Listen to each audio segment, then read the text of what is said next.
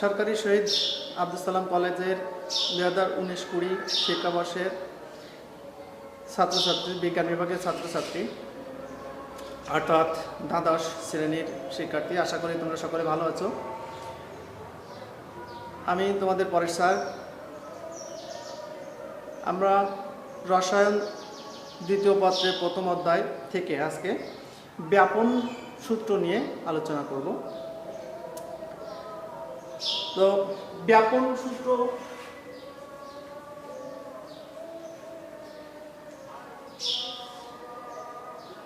ব্যাপন মোটামুটি আমরা সবাই জানি।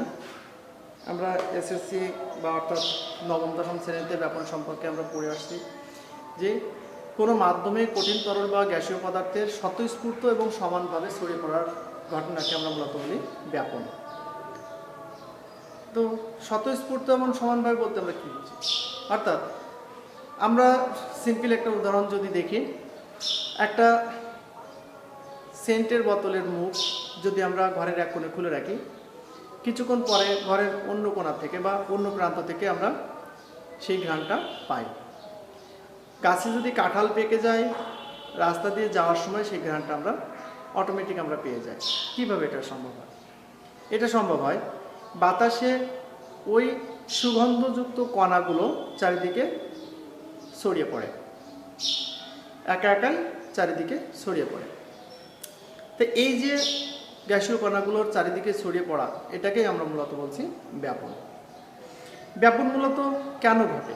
আমরা জানি প্রত্যেকটি পদার্থের কিছু কিছু ক্ষুদ্র ক্ষুদ্র কণা দ্বারা গঠিত, যাদেরকে আমরা অণু বলে থাকি। এই অণুগুলো কি করে? বিশেষ করে বায়বীয় পদার্থের ক্ষেত্রে এরা খুব বেশি ছুটাছুটি করে।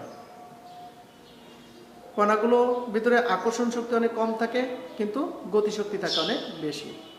কণাগুলো এই যে দ্রুত গতিতে চারিদিকে ছুটাছুটি করার কারণে গ্যাসের কণাগুলোর ভিতরে যে ফাঁকা স্থান থাকে, অপর গ্যাসের কণাগুলো মূলত সেখানে ঢুকে পড়ে। তো এইভাবে চারিদিকে একটা গ্যাসের কণা, এক ধরনের গ্যাসের কণার ভিতরে আরেক ধরনের গ্যাসের কণা চারিদিকে ছড়িয়ে পড়ে। এভাবে গ্যাসের কণাগুলো মূলত পরিব্যাপ্ত হয় চারিদিকে।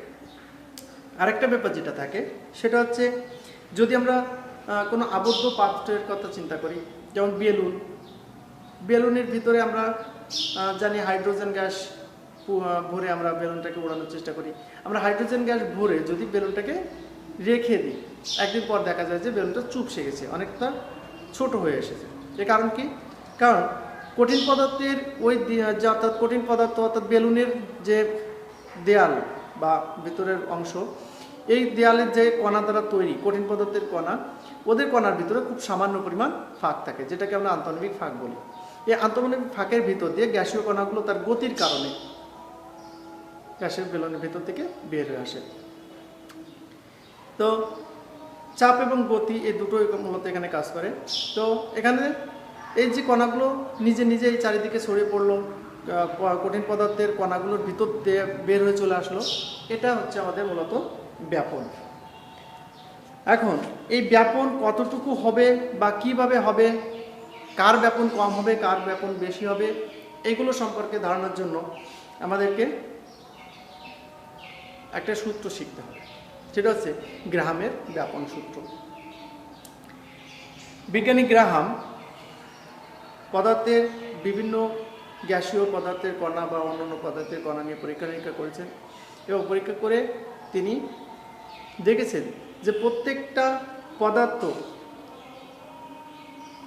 একটা নির্দিষ্ট হারে ব্যাপিত হয়। অর্থাৎ আমরা যদি সূত্র আকারে পদার্থ সে গ্রাহামের ব্যাপন সূত্রটাকে একটু জানার চেষ্টা করি, এই স্থির তাপমাত্রা চাপে কোনো গ্যাসের ব্যাপন হার তার ঘনত্বের বর্গমূলের বিপরীত অনুপাতে পরিবর্তিত হয়। ঘনত্বের বর্গমূলের বিপরীত অনুপাতে। আমরা যদি ব্যাপন সূত্রটাকে অর্থাৎ গ্রাহামের ব্যাপন সূত্রটাকে গাণিতিকভাবে দেখতে চাই, তাহলে কোনো গ্যাসের ব্যাপন হার যদি R হয়,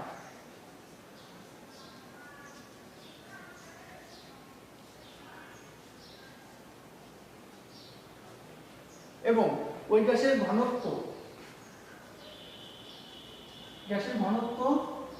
D হলো, গ্রাহামের ব্যাপন সূত্রটাকে আমরা এভাবে প্রকাশ করতে পারি, R সমানুপাতিক √1/d। অর্থাৎ গ্যাসের ব্যাপন হার ওই গ্যাসের ঘনত্বের বর্গমূলের ব্যস্ত অনুপাতিক। এই সমীকরণটাকে আমরা একটা সমানুপাতিক ধ্রুবক যদি দিই k√1/v,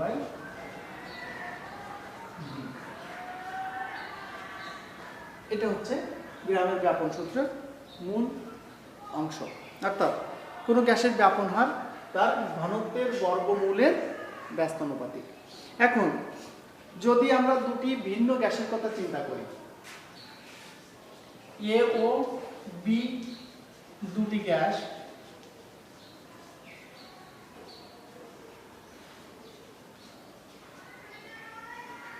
এ এবং বি দুটো গ্যাস, যাতে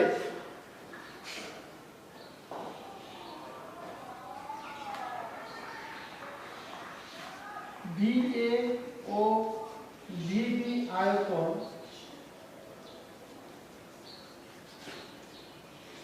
ব্যাপিত হতে T সমান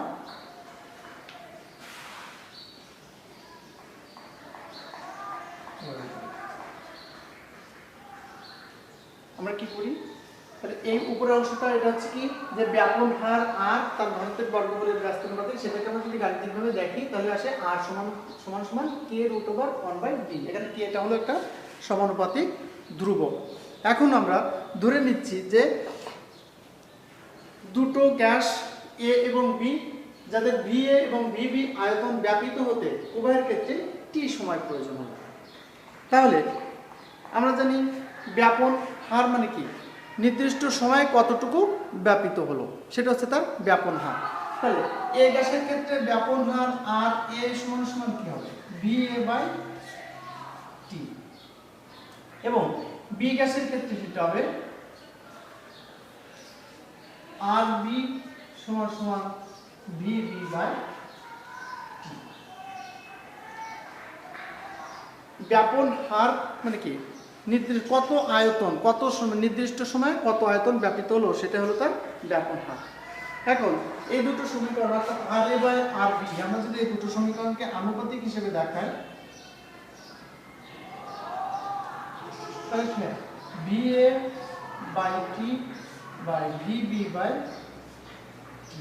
অর্থাৎ VA/T into T/VB,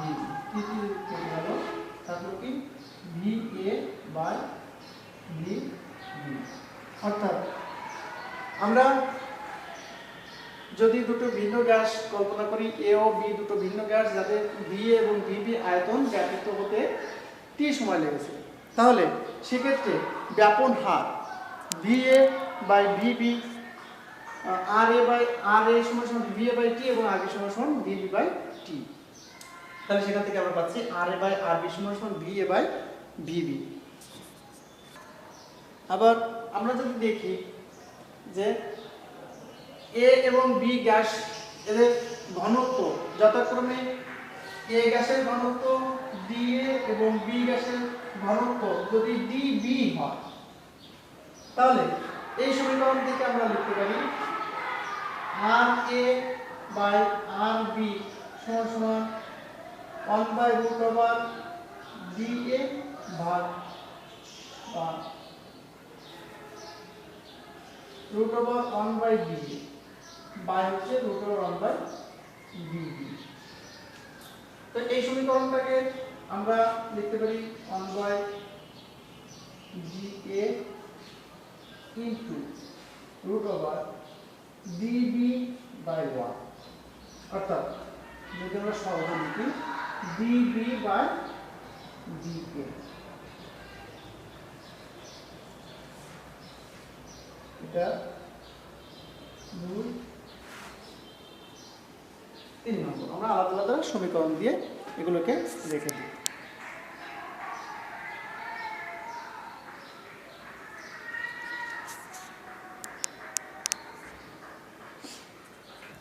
তাহলে আমরা দুটো সম্পর্ক পেলাম, RA/RB সমান √1 DB/DA সমান V A by V B. আমরা এখন পর্যন্ত এই তিনটা রাশির ভিতরে সম্পর্ক স্থাপন করতে সক্ষম হয়েছি। এখন আমরা যেমন আগে বলেছিলাম ভিন্ন ভিন্ন আয়তন একই সময়ে প্রবাহিত হয়েছে, এখন আমরা উল্টোভাবে যদি বলি যে একই আয়তন যদি ভিন্ন ভিন্ন সময়ে ব্যাপিত হয়, অর্থাৎ উভয় গ্যাসেরই ভি আয়তন, এ এবং বি গ্যাস উভয়েরই ভি আয়তন গ্যাস যদি ব্যাপিত হতে টি এ এবং টি বি দুটো ভিন্ন সময়ে প্রয়োজন হয়, অর্থাৎ দুটো গ্যাসেরই এ গ্যাসের ভি আয়তন আবার বি গ্যাসেরও ভি আয়তন, তাহলে এ গ্যাসের ভি আয়তন ব্যাপিত হতে যদি টি এ সময় লাগে এবং যদি বি গ্যাসের ভি আয়তন ব্যাপিত হতে টি বি সময় লাগে, তাহলে সেক্ষেত্রে আমরা লিখতে পারি আর এ বাই আর এ সমান সমান আমরা কি লিখতে পারি আর এ অর্থাৎ ব্যাপন হার সমান সমান ভি বাই টি এ, আবার আর বি সমান সমান ভি বাই টি বি। তাহলে আমরা যদি এই দুটো রাশিকে একটাতে আরেকটাকে ভাগ করি, আর এ বাই আর বি সমান সমান ভি বাই টি এ ভাগ ভি বাই টি বি, অর্থাৎ V by T A into T B by V, V B কেটে গেল থাকে T B by T B. তাহলে আমরা আরো একটা সমীকরণ পেলাম, অর্থাৎ আর এ বাই আর বি সমান সমান টি বি বাই টি। আমরা এখানে পরপর লিখে রাখি T B by T A, T B by T A. এখন আমরা যে সম্পর্কগুলো এই পর্যন্ত পেয়েছি তা কি বললাম, ঘনত্বের সাথে সম্পর্ক, আয়তনের সাথে সম্পর্ক এবং ব্যাপিত হওয়ার সময়ের সাথে সম্পর্ক।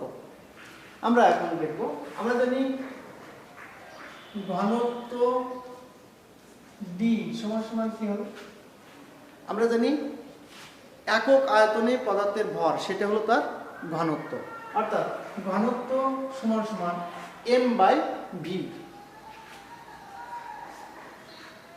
ঘনত্ব সমান সমান এম বাই ভি। এমটা হচ্ছে আণবিক ভর আর ভি হলো গ্যাসের আয়তন। তাহলে আমরা যদি সেই প্রথম সমীকরণটার দিকে তাকাই, আর সমান সমান রুট ওভার 1 বাই ডি।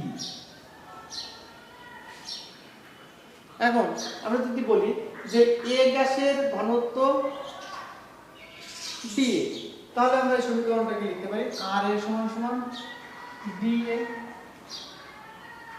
সমান সমান বা A into root over 1 by M A by V A, অর্থাৎ দুটো ভিন্ন গ্যাস যেহেতু তাই আমরা আলাদা আলাদাভাবে দেখলাম যে যদি এ গ্যাসের আণবিক ভর এম এবং আয়তন ভি এ হয়, তাহলে আমরা এখানে লিখতে পারি K into 1 by M A by V A. তাহলে এটাকে আমরা যদি লিখি K by V A by M A. অনুরূপভাবে আমরা বি গ্যাসের ক্ষেত্রে এটাকে লিখতে পারি K into root over D B by M B. এখন আমরা ঠিক আগের মতো আবার দুটো অনুপাত আর এ বাই আর বি যদি লিখি, তাহলে কে কে কেটে যায়, থাকে কি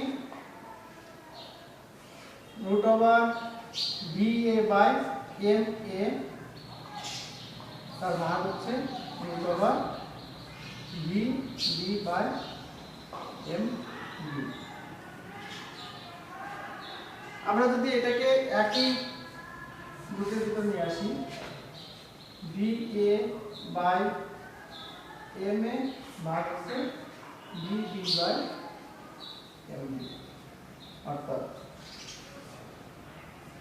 V A by M A into M B by V B. তাহলে আমাদের সমীকরণটা এসে দাঁড়ালো সর্বশেষ যে R A by R B সমান root over V A by M A into M B by B B. এখন আমরা জানি যে স্থির তাপমাত্রা এবং চাপে সকল গ্যাসের মোলার আয়তন সমান, অর্থাৎ B A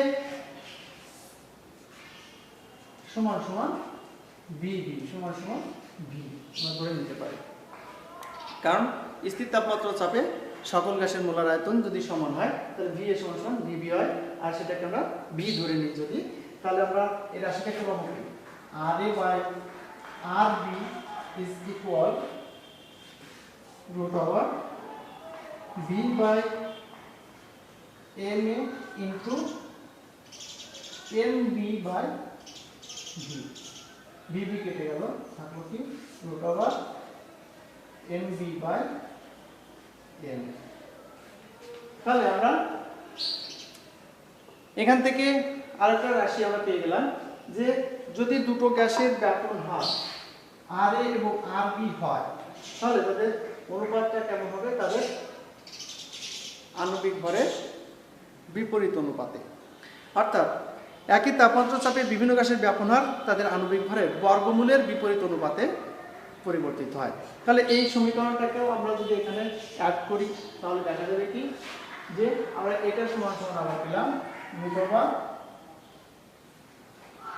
M B by M A, অর্থাৎ আমরা পাঁচটা রাশির ভিতরে একটা সম্পর্ক স্থাপন করে ফেলেছি যে ব্যাপন হার যদি আমরা আনুপাতিক হিসেবে দুটো ভিন্ন গ্যাসের ক্ষেত্রে বিবেচনা করি তাহলে আর এ বাই আর বি সমান সমান root over D B by D A, অর্থাৎ তাদের ঘনত্বের বর্গমূলের ব্যস্ত অনুপাতে। তারপরে আমরা বললাম ভি এ বাই বিবি, অর্থাৎ গ্যাসের ব্যাপন হার তাদের আয়তনের সমানুপাতে। এবারে সময়ের সাথে আবার ব্যস্ত অনুপাতে এবং আণবিক ভরের সাথে বর্গমূলের ব্যস্ত অনুপাতে পরিবর্তিত হয়। তো এটাই ছিল আমাদের মোটামুটি গ্রামের ব্যাপন সূত্র। এই গ্রামের ব্যাপন সূত্রর ব্যাপকতা অনেক, এটা আমাদের বিভিন্ন সময় বিভিন্ন কাজে লাগবে, যেমন বিভিন্ন যৌগের আণবিক ভর ব্যাপন হারের মাধ্যমে আমরা তার আণবিক ভরটা বের করতে পারি।